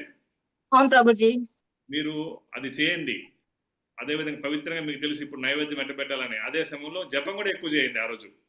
అలాగే ప్రభుజీ. వెంకటేశ్వరుడి కోసం కావాలంటే 64 మాలు జపం చేయలేదు, 34 మాలు జపం చేయండి. ఆ విధంగా మీరు వ్రతాన్ని చేయండి. దానివల్ల తప్పు లేదు. అద్భుతంగా మీరు హరినామ సంకీర్తనతో ఈ వ్రతాన్ని ఆచరించవచ్చు. శ్రీ వెంకటేశ్వరుడు చాలా ఆనందాన్ని చెందుతాడు. అదే ప్రభుజీ, శ్రావణ మాసం పౌర్ణమి మంచిదని ఆ రోజు మొదలు పెట్టుకున్నాను ప్రభుజీ. తర్వాత జ్వరం వచ్చేసి అది నిలబడిపోయింది. ఇది ఒక అనుమానంతో మళ్ళీ పూర్తి చేయలేకపోయాను ప్రభుజీ. మళ్ళీ కంటిన్యూ చేయలేకపోయాను. దంపతులే చేయాలి కదా, మరి నేను అఘాయితం చేయొచ్చో చేయకూడదు అనేసి. శనివారాలు అనేది మా ఇంట్లో కూడా చేస్తారు. అయితే నేను ఇస్కాన్కి రాకముందు ఒక విధంగా చేసేవాళ్ళు, ఇప్పుడు ఇస్కాన్కి వచ్చిన తర్వాత ఒక విధంగా చేస్తారనమాట. ఇంతకుముందు ఇస్కాన్ రాకముందు ఎర్రగడ్డ తెల్లగడ్డ అన్నింటితో పాటు భగవంతునికి నైవేద్యం పెట్టేవాళ్ళు. ఇప్పుడు అది లేకుండా పవిత్రంగా భగవంతునికి ఆహారాన్ని నివేదన చేసి గోవిందనామ స్మరణతో జపంతో మనం ఆ రోజు మధ్యాహ్నం వరకు ఉపవాసం ఉండి భగవంతునికి నివేదన చేసి భక్తులకు ప్రసాదాన్ని పెట్టి మీరు స్వీకరించమ్మా. హ్యాపీగా చేయొచ్చు మీరు. హరే కృష్ణ. శ్రీదీప మాతాజీ అన్మిట్ చేస్తాం. అడగండి మాత. హరే కృష్ణ ప్రభుజీ. ధన్యవాదాలు ప్రభుజీ. ఇక్కడ మీరు ఇక్కడ స్వామి జీవామృతంలో ఉన్నారు అని చెప్పారు కదా ప్రభుజీ, తిరుపతి బాలాజీ. అదే ప్రభుజీ, ఇక్కడ జీవామృతలో ఉన్నారు ప్రభుజీ. ఇప్పుడు నేను 5 years నుంచి ఇస్కాన్ లో ఉన్నాను ప్రభుజీ. అంటే తిరుమలకి ఈ మధ్య కాలంలో అసలు 3 years బ్యాక్ అయింది ప్రభుజీ, అసలు వెళ్ళట్లేదు. అంటే వెళ్ళడానికి ఆయన అవకాశం రాలేదు. మరి అక్కడ ఇంకా అంతా ఈయనే అనుకుంటున్నాను, ఏదో మొత్తానికి జరుగుతుంది. అంటే ఇప్పుడు మొత్తానికి సుప్రీం సోలో అక్కడ అని అన్నప్పుడు, ఇప్పుడు మనం కృష్ణా కాన్షియస్ లో ఉన్నప్పుడు అది నాకు కొంచెం అక్కడ ఒక డిస్టర్బెన్స్ అన్నట్టు అనిపిస్తుంది ప్రభుజీ. అది ఎట్లా అని అంటారు ప్రభుజీ? మంచి క్వశ్చన్ మాతాజీ. ఇప్పుడు కృష్ణుడు ఆయన దేవదేవుడు 100% ఆయన విగ్రహ రూపంలో ఉన్నాడు, స్వయంభూ విగ్రహం మాతాజీ. ఆయన మనం ఆరాధించాలి, దర్శనం చేసుకోవాలి, దానికి ఎటువంటి భిన్నాభిప్రాయాలు లేదు. అయితే కొన్ని సందర్భాల్లో ఏమవుతుందంటే మన కృష్ణ చైతన్యం వచ్చిన తర్వాత నేను కూడా చాలా మంది తిరుపతిలో చూస్తున్నాను. అంతకుముందు వాళ్ళు రెగ్యులర్గా వెళ్ళేవాళ్ళు, ఎక్కడికి తిరుమలకి వెళ్ళి ఆ క్యూ లైన్లో నిలబడుకొని దర్శనం చేసుకునేవాళ్ళు తిరుపతిలో భక్తులు. అయితే కృష్ణ చైతన్యం వచ్చిన తర్వాత వాళ్ళు శాస్త్రాలని భగవంతున్నే ఆ శ్రీనివాసున్నే నామరూపంలో పొందినారు కాబట్టి వాళ్ళు జపం చేసుకుంటున్నారు అనమాట. దాన్ని మీరు తప్పుగా మీరు భావించాల్సిన పని లేదు. మీకు శ్రీనివాసుడే ఆయన నామరూపంలో మన దగ్గర ఉన్నాడు కాబట్టి హరే కృష్ణ మంత్రాన్ని జపం చేయండి, శాస్త్రాలను చదవండి. భగవంతుడు ఇచ్చినటువంటి శాస్త్రాలు యాక్చువల్లీ రామానుజాచార్యులకు ప్రత్యేకంగా ఆయన ఏం చేశాడు, జ్ఞానబోధన చేశాడు భక్తికి సంబంధించి. రామానుజాచార్యులకి ఈ భక్తికి సంబంధించిన విషయాల్ని చెప్పాడు అనమాట. కాబట్టి అవకాశం వచ్చినప్పుడు భగవంతుని దర్శనానికి వెళ్ళండి, దాంట్లో తప్పే లేదు. అయితే మన దర్శనానికి పోలేదే, నేను ఇక్కడే ఈ భక్తియుక్తి సేవలో నేను నిమగ్నం అయిపోయినానని చెప్పి బాధపడాల్సిన అవసరం లేదు. భగవంతుడు మీ దగ్గర నామరూపంలో ఉన్నాడు. అవకాశం వచ్చినప్పుడు మీరు వెంకటేశ్వర దగ్గరికి వెళ్ళి దర్శనము చేసుకోండి, దానివల్ల తప్పేం లేదు. హరే కృష్ణ. హరే కృష్ణ ప్రభు. ప్రేమలత మాతాజీ హరే కృష్ణ అన్మిట్ చేస్తాం. హరే కృష్ణ ప్రభు. హరే కృష్ణ ప్రభుజీ. ధన్యవాద ప్రణామం ధన్యవాదాలు ప్రభుజీ. చాలా అద్భుతంగా చెప్పారు ప్రభుజీ. నాకు కృష్ణ కాన్షియస్ లేనప్పుడు నాలెడ్జ్ ఏం లేనప్పుడు తిరుపతికి వెళ్ళాను. ఎలా అంటే ఇంట్రెస్ట్ లేకుండా వెళ్ళాను ప్రభుజీ, మా ఫ్యామిలీ ఫోర్స్ తోటి. కానీ అక్కడికి వెళ్ళిన తర్వాత మీరు ఇందాక వర్ణిస్తున్నప్పుడు ఎలా వెళ్తారు ఏంటి అనేది అదంతా ఇమాజిన్ అయిపోయింది ప్రభుజీ. చాలా అద్భుతంగా చెప్పారు. తర్వాత మీరు అన్నది ఆ క్షణాలు అనేది చాలా అద్భుతంగా ప్రభుజీ మీరు వర్ణించినప్పుడు నాకు అనుభూతి అనిపించింది ప్రభుజీ. రియల్ గా ఇన్ని సంవత్సరాల తర్వాత మీరు చెప్పాక తర్వాత విషయం వచ్చేసి మీరు చెప్పిన ఇన్ఫర్మేషన్ అయితే చాలా అద్భుతంగా ఉంది ప్రభుజీ. ఆమ్, ఈ మా చైతన్య మహాప్రభు గురించి నార్మల్గా ఇప్పుడు కృష్ణ కాన్ఫరెన్స్ లో ఇప్పుడు వస్తున్న వాళ్ళకి తెలుస్తుంది. సో అందులో ఇప్పుడు ఈ యొక్క మీరు చెప్పినట్టుగా జీవామృతము ఇవి పంచామృతాల గురించి చెప్పినవి, అందులో చైతన్య మహాప్రభు మొత్తం పంచామృతాలతో రావడము, అది నామ సంకీర్తన మనకి ఇవ్వడము, అందులో నేను నా జీవితాన్ని ఇవ్వడము, నా ఫ్యామిలీకి ఇవ్వడం చాలా చాలా అదృష్టంగా ఫీల్ అవుతున్నాను ప్రభుజీ. హరి బోల్ Prabhuji. Thank you so much. Hare Krishna. Chandravathi Hare Mataji. Krishna. Chandravathi Mataji. Hare Krishna. Mataji Hare Krishna. Hare Krishna Prabhuji. దండవతి ప్రణామాలు ప్రభుజీ. హరే కృష్ణ. చాలా చాలా శ్రీ వెంకటేశ్వర స్వామిని ఎన్నిసార్లు అనేది తెలియదు, చాలా చాలా సార్లు దర్శనం చేసుకున్నాం ప్రభుజీ. డిపార్ట్మెంట్ లో ఉంటుంది. డిపార్ట్మెంట్ తరఫున మా నాన్నగారు మా వాళ్ళు బాగా తీసుకెళ్లేవాళ్ళు. ఇప్పుడు కొద్దిగా ఆ మాత చెప్పిన దూరమైన పర్వాలేదు. కాకపోతే శ్రీకృష్ణ భగవాన్ అనే అవతారాలు మహాభాగవతంలో ప్రస్తావించారు కదా ప్రభుజీ. లీల అవతారాలు, గుణ అవతారాలు, మన్వంతర అవతారాలు, శక్తి ఆవేశ అవతారాలు అని.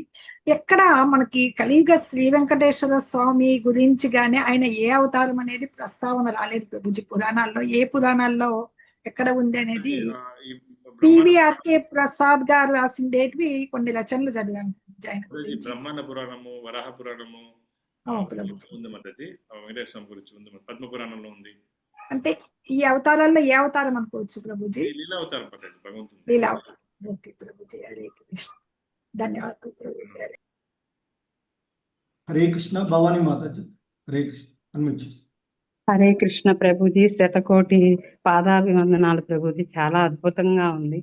అందులో మా రాధా గోవిందుడి సన్నిధిలో తెలుగులో ఒక గురుదేవుడు ఉపదేశం అంటాం అన్నది ఇంకా ఇంకా మా నామనిష్టాదాస్ ప్రభుజీకి కూడా శతకోటి పాదాభివందనాలు ప్రభుజీ. ఇప్పుడు ఇందాక మాతాజీ చెప్పినట్టు కలియుగ దైవం వెంకటేశ్వర స్వామి అంటే మా కుల దైవం కూడా చెన్నకేశవుడు అని కారంపూడి ప్రభుజీ, గుంటూరు జిల్లా. అంటే ఆయన వెంకటేశ్వర స్వామి. ఇక్కడ డిస్కషన్ ఏంటంటే ఎక్కడ భాగవతంలో అంటే మేము పూర్తిగా చదవలేదు, గురుదేవుల ద్వారా విన్నదాన్ని బట్టి ఈ అవతారం కలియుగ అవతారం అని ఎక్కడ మరి వ్యాసదేవుడు అన్ని పురాణాలు రాసి ఆయన సంతృప్తి చెందినది ఏంటంటే శ్రీమద్ భాగవతం అప్పుడు రచించింది. ఇప్పుడు దాంట్లో ఏదైతే ఉందో అది వింటూ ముందుకు వస్తాం మేము. ఇక్కడ వెంకటేశ్వర స్వామి కలియుగ అవతారంగా మీరు చెప్పినట్టు ఆ పురాణాల్లో ఉంది, కానీ ఎక్కడన్నా భాగవతంలో చెప్పబడిందా ప్రభుజీ? లేదు కదా మాతాజీ. భాగవతంలో అంటే డిస్క్రిప్షన్ ఉంది మాతాజీ. అంటే ఈ వేద స్థుతుల్లో ఈ యొక్క ఈ ఏదైతే కొంతవరకు వివరించారు. అంటే యుగుముని వెళ్ళడం కానీ, అక్కడ పరీక్ష చేయడం కానీ, వాటికి సంబంధించి కొన్ని విషయాలు చెప్పడం జరిగింది మాతాజీ. భాగవతంలో కూడా దశమ స్కందమా ప్రభుజీ అది? వేద స్థుతుల్లో ఈ భృగుముని అక్కడికి వెళ్ళడము, పరీక్ష చేయడము, దాని గురించి అంతా ఉంది. అయితే ఆ వెంకటేశ్వర స్వామి యొక్క లీలలు మీకు ఇంతకుముందు చెప్పినట్లు అది ప్రీవియస్ కలియుగంలో జరిగింది కాబట్టి, అది లీలావతారం కాబట్టి రకరకాల పురాణాల్లో దాన్ని వివరించడం జరిగింది. శ్రీమద్ భాగవతంలో కూడా భగవంతునికి సంబంధించి వెంకటాచలం గురించి కూడా సుఖదేవ్ కోసం వివరిస్తూ, ఈ పర్వతాల గురించి వివరిస్తూ వెంకటాచల పర్వతం గురించి కూడా వివరిస్తాడమ్మా. ఈ అద్భుతమైన పర్వతాల్లో భూమి మీద వెంకటాచల పర్వతం గురించి కూడా సుఖదేవ్ కోసమే వివరించడం జరిగింది మాతాజీ. హరే కృష్ణ. హరే కృష్ణ ప్రభు. వందిత మాతాజీ. హరే కృష్ణ. అన్మ్యూట్ చేసుకోండి. హరే కృష్ణ ప్రభుజీ. ప్రణామం. హరే కృష్ణ ప్రభుజీ. చాలా బాగా చెప్పారు. తెలియని విషయాలన్నీ కూడా చెప్పారు మీరు. ఇంతకుముందు మాకు తెలియదు, ఇన్ని సంవత్సరాలైనా కూడా మాకు ఆ వెంకటేశ్వర స్వామి అన్ని విషయాలు మీరు ఎంతో బాగా వివరించారు. చాలా చాలా ధన్యవాదాలు. ఒక్కటి కొంచెం డౌట్ ఉంది నాకు. ఇప్పుడు నేను విగ్రహారాధన చేస్తాను ఇంట్లో, కృష్ణ రాధాకృష్ణులకి. అప్పుడు సంకల్పం చెప్పుకుంటాం కదా, సంకల్పంలో గోత్రము నా గోత్రం మామూలుగా గోత్రం ఉంటుంది కదా, దాంతో పాటుగా దీక్షానామంతో పాటుగా మనం అచ్యుత గోత్రం అని చెప్పుకుంటాం. ఆ రెండు చెప్పుకోవాలా లేకపోతే ముందు వదిలేసేయమంటారా? అది కొంచెం డౌట్ ఉంది ప్రభుత్వం. మంచి ప్రశ్న అడిగారు మాతాజీ మీరు. మాతాజీ, ఒక్కసారి దీక్ష అయిపోయిన తర్వాత మీ పూర్తి ప్రీవియస్ గోత్రానికి ఎటువంటి సంబంధం లేదు. మీరు ఇప్పుడు అచ్యుత గోత్రం మీకు వచ్చింది. మీరు పూర్తిగా మీకు ఆ గోత్రం చెప్పాల్సిన పని అవసరం లేదు. అచ్యుత గోత్రం అనేది చాలా శక్తివంతమైనటువంటి గోత్రము, అది భగవంతుంది. కాబట్టి ప్రీవియస్ గోత్రాన్ని దీక్ష అయినటువంటి వాళ్ళు చెప్పాల్సిన అవసరం లేదు. వాళ్ళకి ఒకసారి దీక్ష తీసుకుంటే ఆ గోత్రం చేంజ్ అయిపోతుంది. అందుకని కొత్త పేరు కూడా మనకు మారుస్తారనమాట. అంటే మనకు పేరు కూడా మార్చడం జరుగుతుంది. కాబట్టి మనం అచ్యుత గోత్రం అని చెప్తే సరిపోయింది. హరే కృష్ణ. హరే కృష్ణ ప్రభు. ధన్యవాదాలు ప్రభు. చాలా మందికి ఉండేటువంటి డౌట్స్ ఇది క్లియర్ చేశారు. హరే కృష్ణ. హరే కృష్ణ. సూర్యప్రకాశ్ ప్రభు అన్మ్యూట్ చేసుకో. హరే కృష్ణ. సూర్యప్రకాశ్ ప్రభు. హరే కృష్ణ ప్రభుజీ. హరే కృష్ణ ప్రభుజీ. ధన్వత్ ప్రణామ్స్. చాలా చాలా విషయాలు మాకు తెలిసి ఇప్పుడు మీరు చెప్పింది చూడండి, ఆ దీక్ష తీసుకున్న తర్వాత గోత్రం అది చెప్పాలనేది, అది మనం అది కూడా ఒక డౌట్ ఉండింది. ముందు మాతాజీలు అడిగిన ఈ వెంకటేశ్వర అవతారం కాదు కదా, భాగవతంలో లేదు, ఇవన్నీ నా డౌట్లన్నీ ఇప్పుడు నేను లేట్గా హ్యాండ్ ఇచ్చటంలో మొత్తం అన్నీ నాకు క్లియర్ అయిపోయాయి. నేను 11వ తరగతి నుంచి దేవస్థానం స్కూలు, కాలేజీ, యూనివర్సిటీ, ఎంఎస్సి దాకా అక్కడే చదువుకున్నా ప్రభు. దీక్షత్రిలలో ఉండేవాడిని. అందుకని ఈ భక్తి చాలా బాగా చిన్నప్పుడే వాళ్ళకి దానివల్ల వచ్చింది. ఎన్నో కొన్ని ఐ థింక్ నేను ఒక 200-300 సార్లు దైవుని దర్శనం చేసుకుని ఉంటాను. ఎందుకంటే అప్పుడు మా దీక్షతులు వాళ్ళు కదా, మిరాసీదారులు కదా, వాళ్ళ అట్లా వెళ్ళి వెళ్తానికి చూపించడం జరిగింది. ఇప్పుడు పాయింట్ ఏంటి, కమింగ్ టు ది పాయింట్, అది అయిపోయింది. అది ఇలవెలుపు కూడా మాకు. తర్వాత నాకు ఏదో నేను బ్యాంకులో ఒక జనరల్ మేనేజర్ స్టేజ్లో చేసి అప్పుడు ఒక సాధువు వచ్చి, మీరు శివాభిషేకం చేయాలి, మీ ఆవిడేదో ఇలా మ్యారేజ్ ఫ్రీ సర్వీస్ చేస్తున్నారు, అదేమిటి అంటారు, సర్పదృష్టి ఉంటుంది, శివుడి అభిషేకం చేయాలి ఇట్లా. నాకు అర్థం కాదు. నేనేమో అసలు వెంకటేశ్వర ఇది శివాభిషేకాలు చేయమంటారని, సరే మంచి కోసం చేయాలి, ఫ్యామిలీ మంచి కోసం అని అది మొదటి. ఇప్పుడు 30 సంవత్సరాలు పోయింది. ఈ మధ్య కాలంలో కోవిడ్ తర్వాత మేము మీరు 2 నిమిషాలు ఎక్కువ తీసుకున్నాం, నా మీమాంస ఇప్పుడు క్లియర్ అయిపోతుంది. 5 సంవత్సరాల నుండి ఇస్కాన్లో ఉన్నాం. ఈ కృష్ణ భక్తి భావన, కృష్ణాకాంక్షలో కొంత ప్రవేశం బాగానే ఉంది. మాలలు కూడా నేను 1.5 సంవత్సరం నుంచి 16 మాలలు 18 మాలలు అలా చేస్తూ వచ్చాను. ఇప్పుడు నేను ఆ శివాపేక్ష చేయాలి, ఆ వెంకటేశ్వర ఇలా పిలిచే. కాకపోతే ఒక గురువు ఇలాగే సీనియర్ డివోటీ అడిగితే, మీరు అది ఒక ఫ్యామిలీ కోసం ఇలా చెయ్యాలన్నారుగా, మీ ఆవిడ కూడా ఇంకా కంటిన్యూ చేస్తుంది కదా సర్వీసు, శివుడికి చివర చెప్తారు కదా, ఆ ఫలశ్రుతిలో నీ కృపతో పాటు విష్ణు కృప కూడా, కృష్ణుడి కృప కలిగేట్టుగా ఆయన ప్రార్థించండి, తప్పులేదు, అది మానకూడదండి, మానండి అది చెప్పింది అని మరి అలా చెప్పారు. నేను ఇంకా చేస్తున్నాను, ఓపిక ఉంది ప్రస్తుతానికి. నాకు ఇప్పుడు వచ్చే నెలకి 79 వస్తుంది. చేస్తున్నా ఓపిక ఉన్నంత వరకు. ఇది ఎట్లా ఈ వార్షిక క్లేశ ఇంకా పోలేదు ప్రభు. శివుడికి రోజు చేస్తారా? లేదు, అది మాస శివరాత్రి నాడు చేస్తాం, శని త్రయోదశి చేస్తే. ఇదిగో రేపు 20వ తేదీ చేయాలి. కానీ ఇలాగా క్లాష్. అంటే ఇది మరి 5 ఏళ్ళ నుంచి చేస్తున్నాం కదా, కొంత పట్టు వచ్చింది. భాగవతం చేస్తాం, భక్తి చేసుకో. మా ప్రభుజీ దయ వల్ల మేము శ్లోకాలు, ఇది ఇప్పుడు మోహన్ పుత్ర ప్రభుజీ ఉన్నారు కదా, ఆయన కరుణతోనే మాకు ఈ శ్లోకాలు చదవటం, భక్తి యోగం, ఇప్పుడు భక్తి వైభవం చేస్తున్నాం ఆయన కృపతోనే, గురువుల కృపతో. ఇది బాగానే ఉంది. కానీ మనసులో మట్టుకు ఆ మీమాంస ఉండిపోయింది. తమరు ఈ ధర్మ సందేహాన్ని తీర్చి నన్ను కృత చరితార్థం చేయాలని కోరుకుంటున్నాను ప్రభు. హరే కృష్ణ. ప్రభుజీ, ఇప్పుడు యాక్చువల్లీ ఈ ఇస్కాన్కి రాకముందు, ఈ భక్తియుక్తి సేవ రాకముందు చాలా మందికి చాలా అబ్లిగేషన్స్ ఉంటాయి ప్రభుజీ. ఇప్పుడు మీరు చెప్పారు కదా, శివుడికి నా అబ్లిగేషన్ అని చెప్పారు. అంటే నాకు ఏమంటారు అబ్లిగేషన్ అంటే తెలుగులో రుణం, అంటే రుణము, అబ్లిగేషను, అట్లాగానే మనం కానీ తీసుకుంటే ప్రభుజీ, మీరు ఇంకా చాలా చేయాల్సిన కర్తవ్యాలు ఉన్నాయి. ఇది ఒకటే శివుడికే కాదు, మీ తల్లిదండ్రులకు చేయాలి, జీవులకు చేయాలి, ఋషులకు చేయాలి, ప్రతి ఒక్కరికి మనం ఆ రుణాలు అంటారు. వాటికి సంబంధించి వాళ్ళకి అందరూ కూడా అభిషేక రూపంలోనో, తర్పణాల రూపంలోనో, పూజల రూపంలోనో, యజ్ఞ రూపంలోనో ప్రతి ఒక్కరికి మనము చెయ్యాలి. అందుకనే శ్రీమద్ భాగవతం ఏం చెప్తుంది, భగవంతునికి ముకుందునికి ఎప్పుడైతే మనం సేవ చేస్తాం, ఇంతకుముందు నేను చెప్పాను, దేవర్షునునాం పితృణం నకింకరోనాయ మునిచారాజన్ సర్వాత్మనానం శరణం శరణ్యం గతో ముకుంద పరిహర్తి కృత్యం. ముకుందునికి నువ్వు పాదపద్మాలకి ఎప్పుడైతే నువ్వు సేవ చేస్తావో, ఇంకా మిగిలినటువంటి దేవతలకి ఎటువంటి చేయాల్సిన అవసరం లేదు, వాళ్ళకి ఆటోమేటిక్గా అది తీరిపోతుంది. నువ్వు కృష్ణుడికి నామ సంకీర్తన చేసి భక్తియుక్త సేవ చేస్తే అది శివుడు ఆనందాన్ని, అల్టిమేట్లీ నువ్వు ఎందుకు అభిషేకం చేస్తావు, శివుడు ఆనందం కోసం నువ్వు అభిషేకం చేస్తున్నావు. శివుడు ఎప్పుడు ఆనందాన్ని చెందుతాడంటే నువ్వు అభిషేకం చేసినప్పుడే కాదు, నువ్వు భగవంతుని విష్ణు భక్తి చేసినప్పుడు ఆయన ఆనందాన్ని చెందుతాడు. శివుడు ఆనందాన్ని చెందేది విష్ణు భక్తి చేసినప్పుడు. చాలా మంది శివుడికి అభిషేకం చేస్తారు, బట్ వాళ్ళు విష్ణు భక్తి చేయరు, పోయి పాపాలంతా చేస్తారు. శివుడు ఆనందపడతారు అనుకుంటారు మీరు? ఆనందపడ్డాయన ఎప్పుడైతే నువ్వు. అందుకనే వైష్ణవానం యథా శంభు, వైష్ణవులు పరమ వైష్ణవుడు శివుడు అని చెప్తున్నారు అనమాట.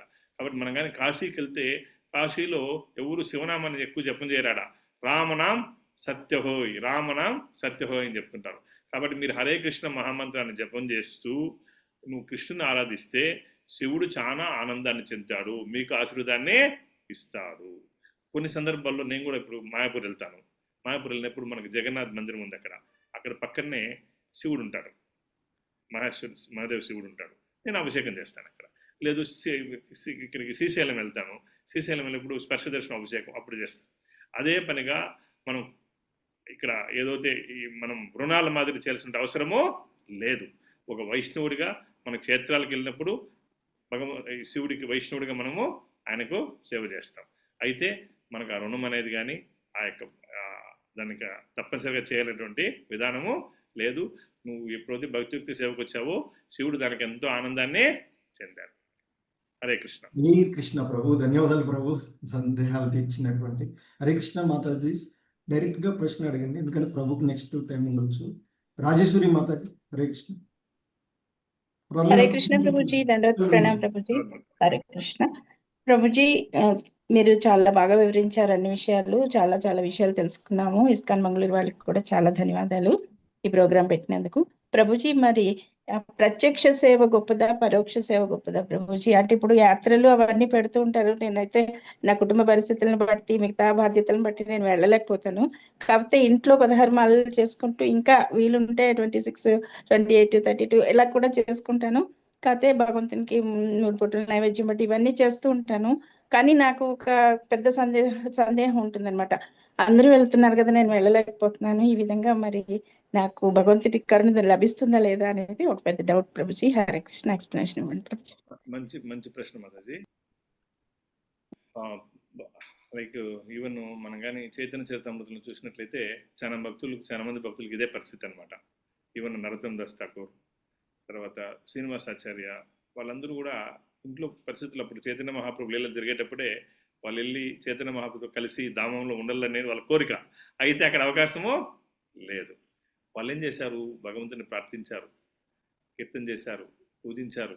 ఒకరోజు భగవంతుడు వాళ్ళకి అవకాశం ఇచ్చారు.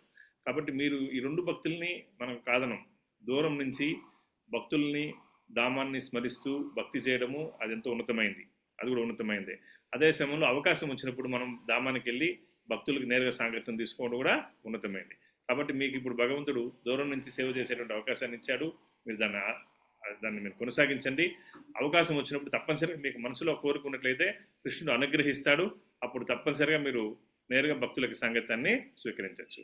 లైక్ చైతన్య చరితామృతంలో ప్రాక్టికల్గా మనం చూడొచ్చు అనమాట. అందరు భక్తుల విషయంలో కూడా ఇదే జరిగింది. వాళ్ళకు చాలా క్లిష్టమైన పరిస్థితి, ఇంటి నుంచి వచ్చేటువంటి పరిస్థితి కాదనమాట, రకరకాల కారణాల వల్ల.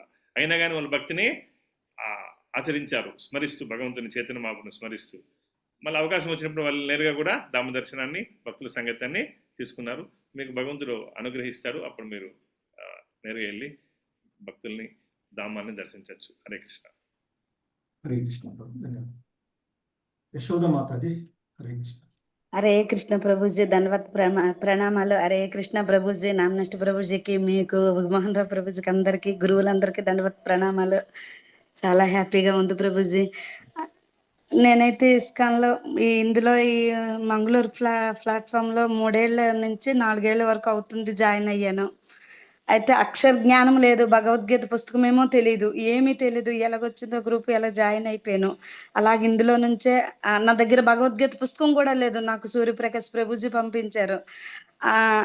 అలాంటి దాన్ని ఇప్పుడు కొద్ది చదువుతున్నాను. ఎంత చదవాలన్నా ప్రయత్నం చేసిన అక్షర దోషం లేకుండా ఒక శ్లోకం కూడా చదవలేకపోతున్నాను. అది నేను తప్పు చేస్తున్నానా, చదువుదాము, ఎవరైనా చదివితే వింటున్నాను, ఇది వచ్చు, చదివచ్చు అనిపిస్తుంది. మళ్ళీ నాది నేను స్వతసిద్ధంగా క్లాసులో కానీ చదవాలంటే మాత్రం భయానికో లేకపోతే నోరు తిరక్కో తెలియదు, ప్రతిదీ దోషం వస్తుంది. చదవాలని మాత్రం తాపత్రయం ఉంది, ముందుకు వెళ్తాను. ఎవరు తప్పు లేకుండా చదవండి అన్నా చదవడానికి ప్రయత్నిస్తాను కానీ ముందుకు వెళ్తున్నాను. దానివల్ల నాకు దోషమేముంటుందా? ఎంత ప్రయత్నించినా జ్ఞాపక శక్తి తక్కువ. ముందు రోజు బాగా చదువుతాను, మళ్ళీ చెప్పాలంటే చెప్పలేకపోతున్నాను. అది ఎప్పుడుకవుతుందా, ఎలాగవుతుందా? ఇందులోకి వచ్చాను, నాకు జన్మ ధన్యం అయిందని అనుకుంటున్నాను. అలాంటిది భగవద్గీత భాగవతంలోకి అలాగొస్తున్నాను, అలాగేవో పరీక్షలు పెడితే రాస్తున్నాను. ఎస్ మాతాజీ, మీ యొక్క విషయం అర్థమైంది మాతాజీ. అంటే మీకు ఒక చిన్న లీల చెప్తాను. చైతన్య మహాప్రభు దక్షిణ భారతదేశ యాత్రలో ఉన్నప్పుడు ఒక సందర్భంలో ఆయన ఒక ప్రదేశంలో ఒక వ్యక్తి భగవద్గీతను ఆయన తిప్పిపట్టుకొని ఏడుస్తూ ఉంటాడు. ఆయన ఏడుస్తూ ఉంటే పక్కన వాళ్ళంతా కూడా నవ్వుతూ ఉంటారు ఆయన చూసి. చైతన్య మహాప్రభు అంటే ఆయనకు చదివేది రాదు, అయితే ఆ భగవద్గీతను తిప్పిపట్టుకొని ఏడుస్తూ ఉంటాడనమాట. చైతన్య మహాప్రభు దగ్గరికి వెళ్ళి, ఎందుకు నువ్వు ఏడుస్తున్నావు అంటే, నాకు చదివేది రాదు, నా గురువు చెప్పాడు భగవద్గీత చదవమని. అయితే ఇక్కడ భగవద్గీత చూడంగానే నాకు ఎంతో తన్మయతో నేను ఏడుస్తున్నాను. ఏమంటే భగవంతుడు దేవాది దేవుడు, అర్జునుడు వచ్చి భక్తుడు, అటువంటి భక్తుడికి సారథి అయిపోయాడు భగవంతుడు. అంటే ఆయన భక్తుని పాదాల కాడ కూర్చొని భక్తునికి సేవ చేస్తున్నాడు. భగవంతుడు ఎంత అద్భుతమైనటువంటి వాడు. ఆ యొక్క భగవంతుని యొక్క భక్త వాత్సల్యాన్ని చూసి నాకు హృదయంలో కళ్ళలో నీళ్ళు వస్తున్నాయి అని చెప్పి ఏడుస్తూ ఉంటాడనమాట.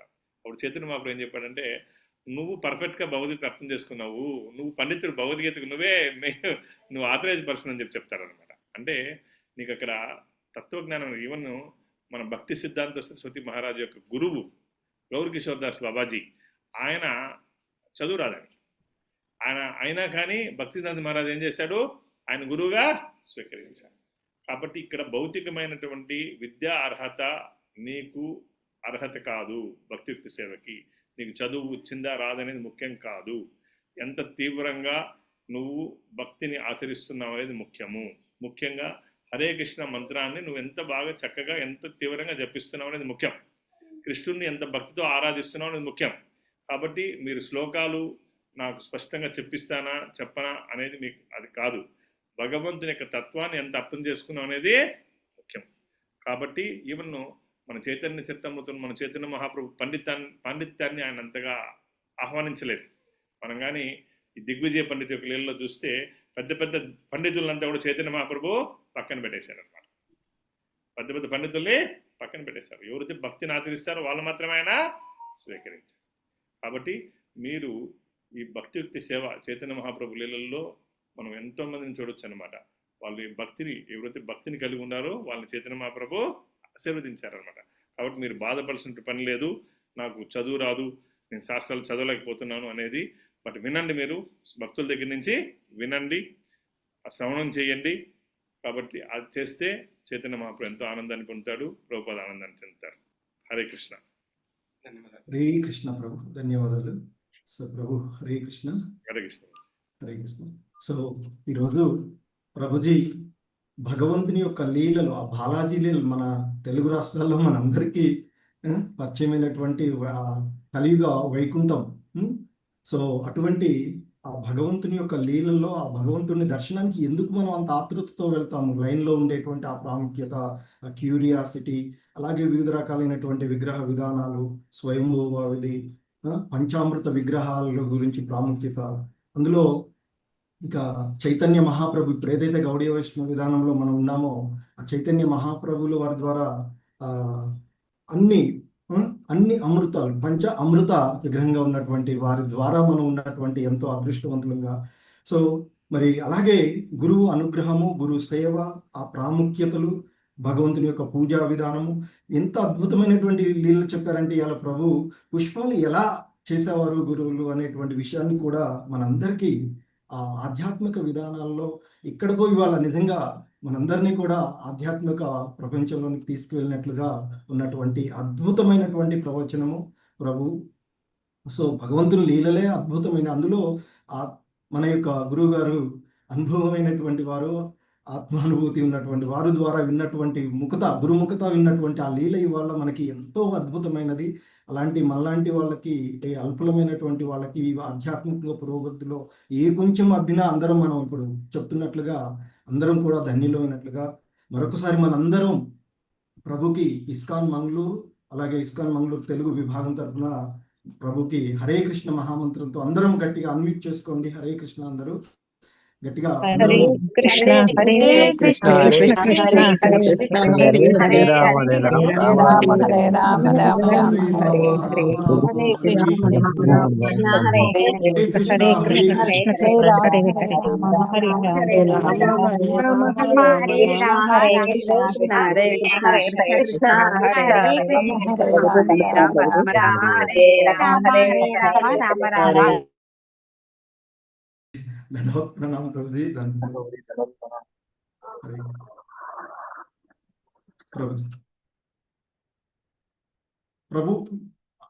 ప్రభుజీ సారీ మీట్లో ఉన్నారు ప్రభు, అన్మ్యూట్ చేస్తారు. హరే కృష్ణ. హరే కృష్ణ. మిమ్మల్ని అందరినీ కూడా మన రాధా గోవింద ధామానికి బాలాజీ ధామానికి అందరినీ ఆహ్వానిస్తున్నాను. నామనిష్ట ప్రభుత్వం కూడా మాట్లాడినాను నేను. మీరు అందరూ ప్రభుత్వం కలిసి ఒకసారి రండి. ప్రభు అన్నారు కానీ మళ్ళీ పోస్ట్పోన్ అయింది. హరే కృష్ణ.